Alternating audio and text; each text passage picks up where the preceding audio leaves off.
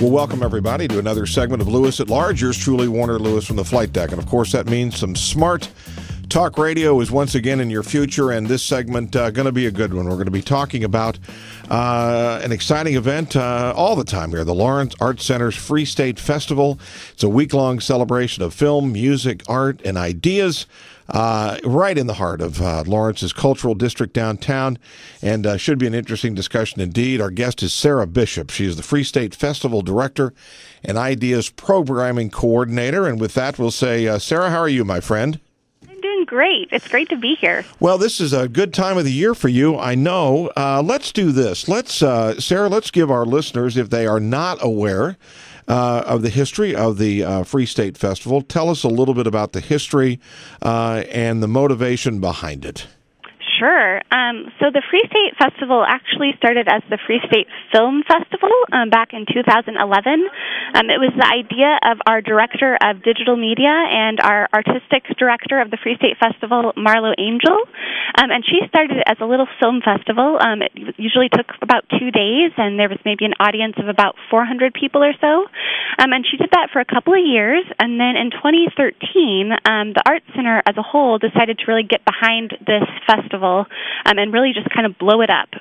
So we applied for a National Endowment for the Arts Our Town grant, which is a creative placemaking grant. And so the idea is that when you put art and artists at the center of a community, you create socioeconomic benefit for the entire community.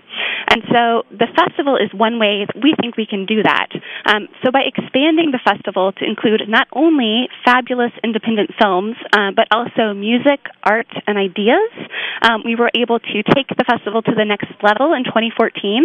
And so that was the first year that we had grant funding from the National Endowment for the Arts. And we have it again this year. And it's even bigger and better than ever. And this year it's June 22nd through the 28th. With the interview, but that'll be happening right out basically pretty much in front of the Arts Center, correct? Exactly, yep, June 24th, so it's a Wednesday night.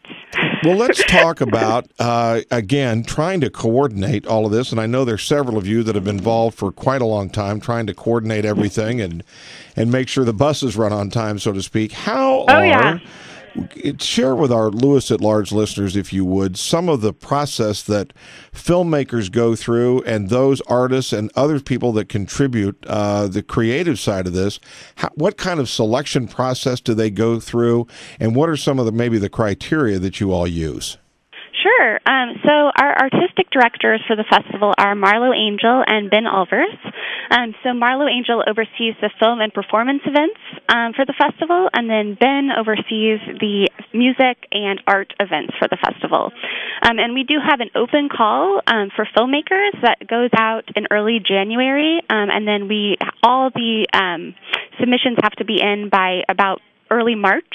And then Marlo painstakingly watches every film that is submitted. We had hundreds of films submitted this year, and she is just so loyal and so committed to making sure that it's the best product that we provide to the community. And so she does watch every single film to make those choices.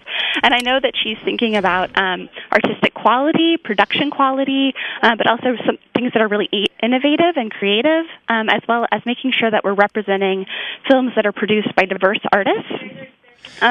Similarly, with the art, we have an open call for artists, and that also goes out in early January, and then submissions are due in about pretty much early March. And again, we're thinking about artistic quality, but also innovation, and then diversity of artists. And Ben does an amazing job of just reading through all of those proposals and making sure that a lot of these art installations that people are submitting are doable. There's a lot of practical, technical issues that come up with some of these installations. So a big part of the art piece, I think, is really just making sure that it's something that we can pull off. And again, if you just joined us, yours truly, Warner Lewis, from the flight deck of Lewis at Large Radio, and this segment, a good one, talking to Sarah Bishop. Sarah is the Free State Festival Director and Ideas Programming Coordinator. Exciting time in Lawrence, the Lawrence Arts Center's Free State Festival going on this coming week. And again, Sarah, I think the thing that's important to know here, make sure this is not necessarily, and there's nothing wrong, by the way, with local filmmakers or local artists, but you're talking about creative work from around the world, are you not? Yes, absolutely. So we have films from all over the nation. We have artists coming in from around the world, but we also do have a good representation of local filmmakers and local artists. So it's a great balance. What about, again, it's probably, I would assume it's sort of at some level a year-long process, but realistically, how long does it take to put one of these on? And is it possible that some events or exhibits or various other displays that maybe didn't make it in one year are then put in maybe the next year? Oh, yeah, sure, absolutely. Yes, I would say that it's definitely a year-long process. We do plan to meet just that Monday after the festival ends to talk about next year's festival and to just sort of, talk about what worked well, what didn't work well, what needs improvement, how we can just continue to make it better and better. So that's something we're always working on. And, of course, we're always encouraging, especially local filmmakers and artists, but also, of course, filmmakers and artists from around the world to reapply. We fully understand that ideas improve over time and that people can get better, and that's really what the festival is about. It's about the whole process of creativity as well as the final product.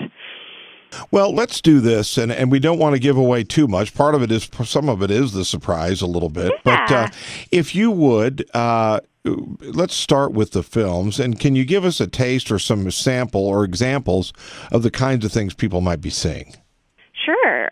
So we have a number of wonderful films going on throughout the week of the festival, but really starting on Tuesday with Heaven Adores You, which is a documentary film about Elliott Smith, and that will be followed by a concert that is a tribute to Elliott Smith by Matt Pryor and a number of guest musicians.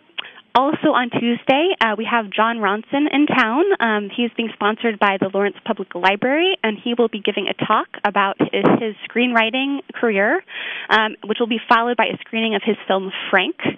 On Wednesday, we have a fabulous film about Native American life called Songs My Brothers Taught Me. That is playing at Liberty Hall as well.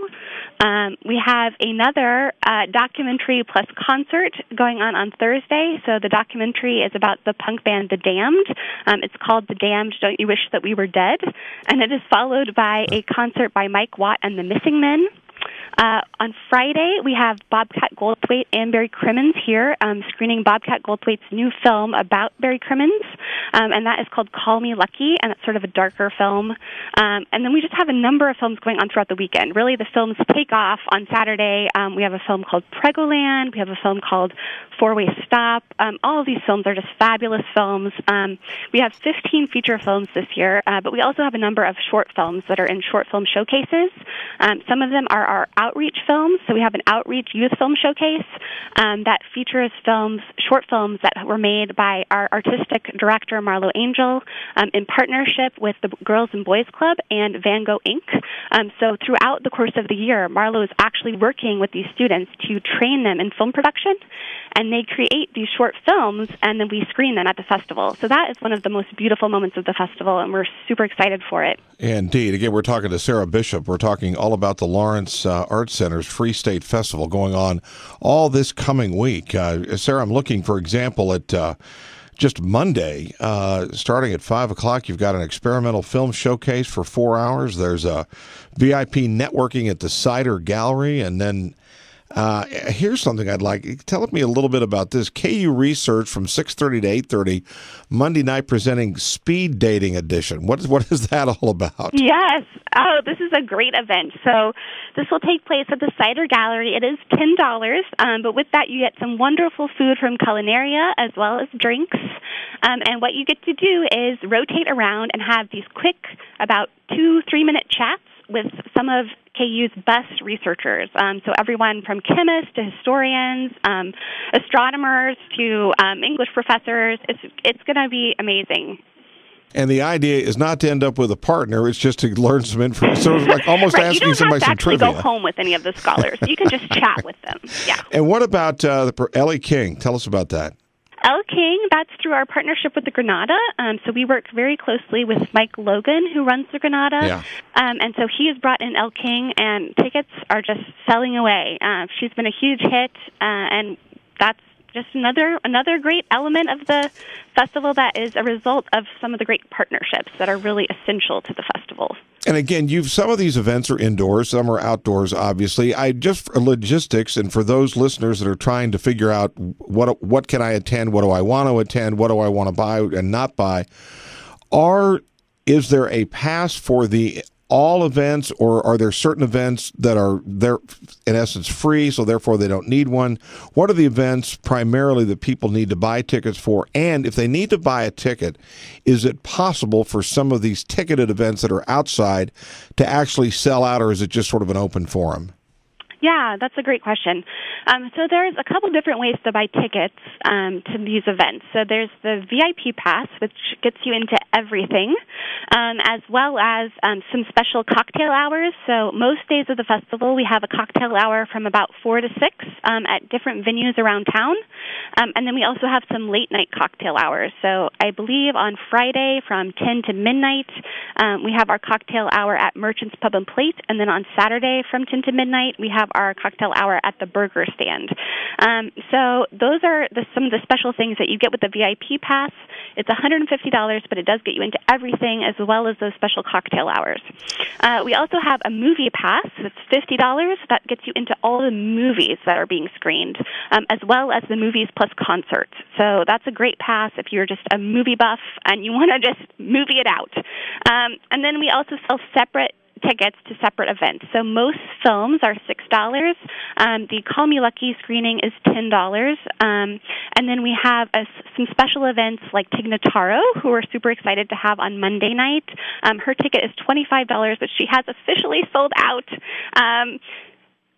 That said, there are also tickets for George Clinton's Q&A on Wednesday night. That is inside, although the concert is outside. And so those are free, and we still have some of those left, but you do need to reserve a ticket if you want to go to that event.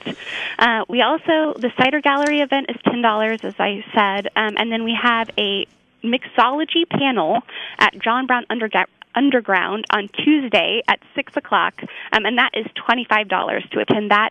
But with that price, you do get food as well as 3 cocktails that will be made for you by 3 of the bartenders on the panel. So I think those are most of the ticketed events. We do, in addition, have a $100 ticket to our first beer dinner. So the first ever Free State Festival beer dinner will be taking place at Misselli's on Friday night, starting at 5:30. This dinner is sponsored by O'Malley Beverage and Stella Artois, and so there will be 5 courses, each of which includes a beer in the recipe, and then is also paired with a beer.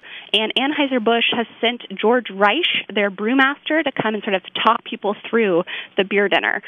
So that's going to be lovely. But many of the events at the festival are free, and that's very important for everyone to recognize. The outdoor events are free. So George Clinton, the outdoor concert, is totally free. The Split Lip Rayfield concert on Friday night is free. And then, of course, Black Joe Lewis on Saturday night is free. There may not be enough room for everyone to fit in the street. So these concerts, the George Clinton and the Black Joe Lewis concerts, will be taking place between 9th and 10th on New Hampshire. And so at some point, if there's the turnout that we're hoping for, there may be a few people that have to be turned away just because of space limitations. But hopefully, get there early and you'll get in. It is first come, first served. And similarly, the same situation exists for the concert with Split Lip Rayfield that will take place on Friday night at 8th in Massachusetts.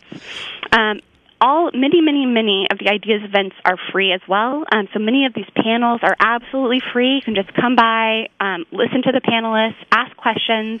It's very important to us that we get the community engaged in these important discussions. That's really one of the main inspirations for the Ideas programming. We really want to get Lawrencians and others from around the region talking about these interesting political, historical, cultural, and social ideas. Again, you're listening to Lewis at Large. Yours truly, Warner Lewis from the Flight Deck, and our special guest is Sarah Bishop.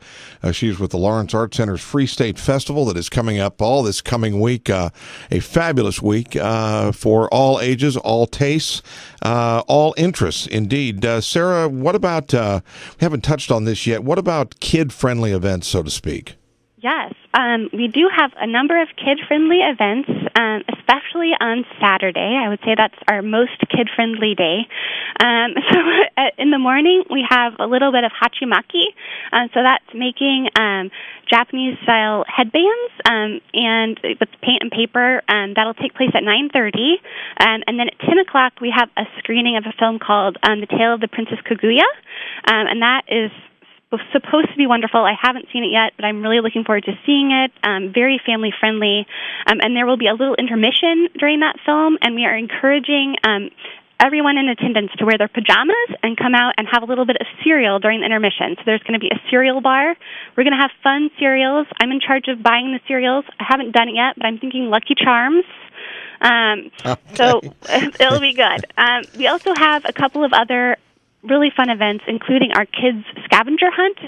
So we're calling it our advanced scavenger hunt is called the Free State Frolic, and our kids' scavenger hunt is the Free State Frolic Spy Games edition. And basically, you get a little packet, and they have little riddles on them that direct you to businesses around downtown Lawrence. And then you go and you can look in the window, and you try to find in these shop window displays what the riddle is suggesting, right? So it's a little bit of I Spy. And so you fill out your packet, and everybody that completes their packet in the kids' version of the Free State Frolic will receive a prize. So, well, if you're not exhausted after hearing all that, you should be. It's going to be an exciting one. It's the Lawrence Arts Center's Free State Festival. Now multiple years running and getting bigger and bigger all the time. It starts tomorrow in downtown Lawrence. Sarah Bishop has been our guest, and we do appreciate it. Sarah, let's do this before we get out of here, and that is tell people exactly where can they go online or in person to find out more about the festival, buy tickets, and get more information. Absolutely. So our website is www.freestatefestival.org. That's freestatefestival.org. And then you can also always call the friendly front desk here at the Lawrence Arts Center, and that is 785-843-2787, and they'll hook you up. I believe you're not going to have any rain either. Is that possible? I hope so. Fingers crossed. Hope for us. Well, again, thank you so much. One final reminder, the Lawrence Arts Center Free State Festival going all this coming week. Check it out for sure. And Sarah, thank you so much for sharing some information with us today. Oh, thank you, Warner. This was great. You bet. We'll be back with more right after this on Lewis at Large.